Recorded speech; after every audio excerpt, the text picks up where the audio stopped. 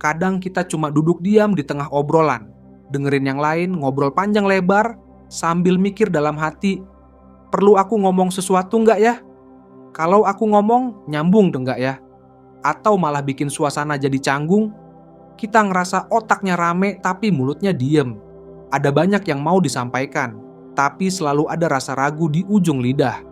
Dan anehnya, kadang kita malah mikir, kenapa sih aku kayak gini? Kenapa aku nggak bisa selancar mereka? Kalau kamu pernah ngerasain hal-hal itu, bukan berarti kamu aneh, atau kurang supel, atau gagal bersosialisasi. Mungkin kamu cuma termasuk orang yang cenderung introvert, dan itu bukan kekurangan. Sama sekali bukan. Banyak orang nganggap komunikasi itu harus cepat, harus spontan, harus aktif. Yang ngomongnya paling rame dianggap paling pintar. Yang paling banyak bicara dianggap paling bisa bersosialisasi. Padahal, kadang yang paling rame belum tentu paling nyambung. Yang paling banyak ngomong belum tentu paling peka. Soalnya komunikasi bukan cuma soal bicara, tapi juga soal memahami. Dan disitulah introvert sering punya kekuatan. Bukan nggak bisa komunikasi, cuman cara mainnya beda. Tantangan. Introvert lebih mikir dulu sebelum ngomong. Bukannya ragu, tapi karena otaknya jalan terus, nimbangin banyak hal sekaligus. Aku harus jawab apa? Kalau aku ngomong, kira-kira gimana ya reaksi orang? Aman nggak ya ngomong kayak gitu? Overthinkingnya sering muncul duluan sebelum kata-kata sempat keluar. Dan bukan karena nggak punya pendapat, justru seringnya isi kepala penuh pengamatan, pemahaman, dan pemikiran. Tapi karena semuanya diproses dalam diam, orang lain sering salah paham. Dikira nggak peduli, dikira pasif. Padahal lagi nyari waktu dan cara yang tepat buat bicara. Belum lagi kalau suasananya terlalu ramai. Banyak suara, banyak obrolan yang tumpang tindih. Ada musik, notifikasi, atau orang ngomong barengan. Di situ introvert bisa ngerasa kayak sinyalnya ngilang. Kepalanya jadi semacam radio yang berisik dan suara dalam diri sendiri pelan-pelan tenggelam. Dan yang paling enggak kelihatan dari luar, kadang setelah ngobrol kita capek. Fisiknya enggak ngapa-ngapain, tapi energinya habis. Karena buat introvert, interaksi sosial itu butuh tenaga. Bukan berarti antisosial, tapi tubuh dan pikiran perlu jeda buat balik ke titik nyaman.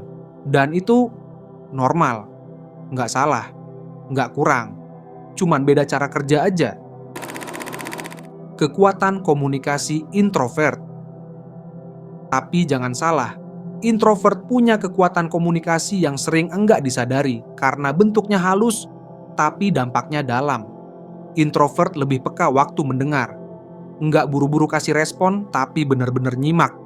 Dan ketika ngomong, biasanya bukan cuma basa-basi, tapi kalimat yang penuh makna. Kadang hanya 1-2 kalimat, tapi bikin orang mikir berhari-hari. Mereka jago bikin percakapan yang tenang, dalam, dan bikin orang merasa didengar. Karena fokusnya bukan mau ngomong apa, tapi apa yang orang ini butuh rasakan sekarang. Psikolog Susan Cain, penulis Quiet, pernah bilang, introvert cenderung punya deep listening skill, kemampuan mendengar secara mendalam dan empatik. Itu sebabnya banyak orang justru nyaman curhat ke mereka. Introvert kuat di komunikasi 1 lawan 1, karena di situ mereka bisa hadir sepenuhnya. Bukan sekadar ngobrol, tapi terhubung. Dan karena cenderung reflektif, mereka bisa merangkai kata-kata yang lebih hati-hati, lebih empatik, dan seringkali lebih nyentuh. Tips komunikasi buat introvert. Kalau kamu seorang introvert dan pengen bisa komunikasi lebih efektif, nggak berarti kamu harus berubah jadi orang lain. Kamu nggak perlu jadi yang paling rame di ruangan, nggak harus cepat-cepat jawab atau tampil penuh karisma tiap saat. Yang kamu butuh cuman cara yang cocok buat kamu sendiri. Mulai dari kekuatanmu. Introvert biasanya mikir dulu sebelum bicara, dan itu bukan kelemahan, itu kekuatan. Jadi kasih waktu buat dirimu nyusun pikiran. Kalau perlu, ambil jeda sebelum jawab. Orang mungkin ngomong cepat, tapi bukan berarti semua harus buru-buru. Respons yang pelan tapi jelas. lebih nyampe daripada yang cepat tapi kosong. Pilih situasi yang kamu nyamanin.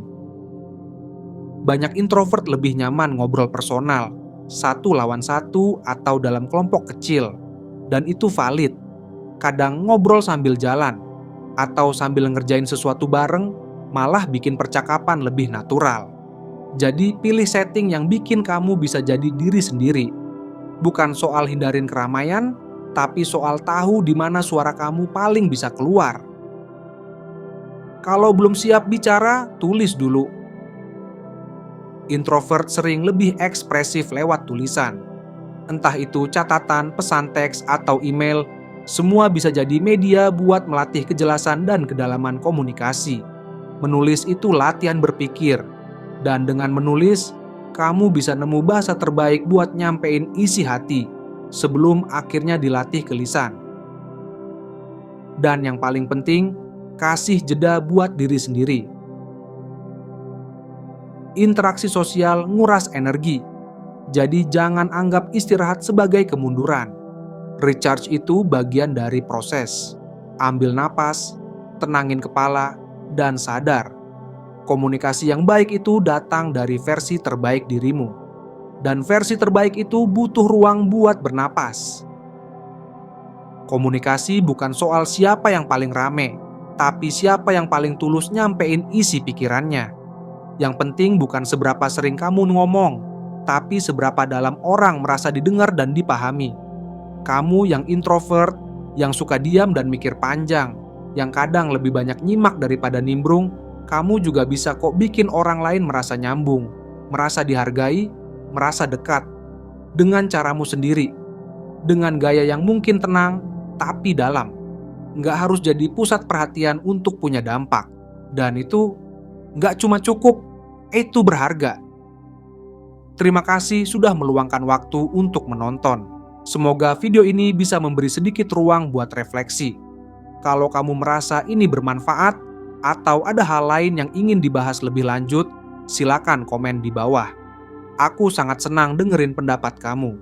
Dan kalau kamu merasa channel ini bisa jadi teman perjalananmu, jangan lupa subscribe, biar kita bisa terus berkembang bareng. Sampai ketemu di video selanjutnya.